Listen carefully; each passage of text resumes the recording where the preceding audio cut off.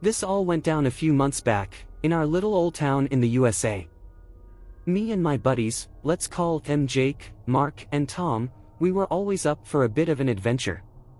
So when Mark bet us $50 each that we wouldn't spend the night in that old abandoned villa just outside of town, well, you know we had to take him up on it. Now, this villa, it was the stuff of legends in our town. People said it was haunted, cursed, you name it. But we weren't afraid, no sir. We figured it was all just a bunch of hooey, and we were gonna prove it. So there we were, me and the guys, creeping up to this old villa in the dead of night. The moon was full, casting eerie shadows all around us. The place looked even creepier than we'd imagined. Broken windows, ivy crawling up the walls, the whole 9 yards. We made our way inside, flashlights flickering in the darkness. The air was musty, thick with the smell of decay. I remember feeling a shiver run down my spine as we stepped into the main hall. It was like the place was alive with secrets, you know. We decided to split up, explore different parts of the villa. Bad idea, I know, but we were feeling brave. So there I was, creeping through the dusty corridors, heart pounding in my chest. That's when I saw her.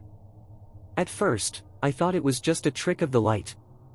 A shadow moving in the darkness. But then she stepped into the moonlight, and I saw her clear as day. A woman, pale as a ghost, her eyes hollow and empty. She was staring right at me, a smile playing on her lips. I froze, unable to move as she started towards me. I wanted to scream, to run, but my feet were rooted to the spot. And then she was gone, vanished into thin air like she was never there at all. I stumbled back to the main hall, white as a sheet, and found Jake and the others. They could see I was shook up, but I couldn't bring myself to tell them what I'd seen. I figured they wouldn't believe me anyway. We made it through the night, somehow, but I couldn't shake the feeling that we weren't alone in that villa. And then, a few days later, we heard the news. They found a body in the basement of the villa, buried under years of dust and rubble. A woman, young and beautiful, her face frozen in a rictus of terror.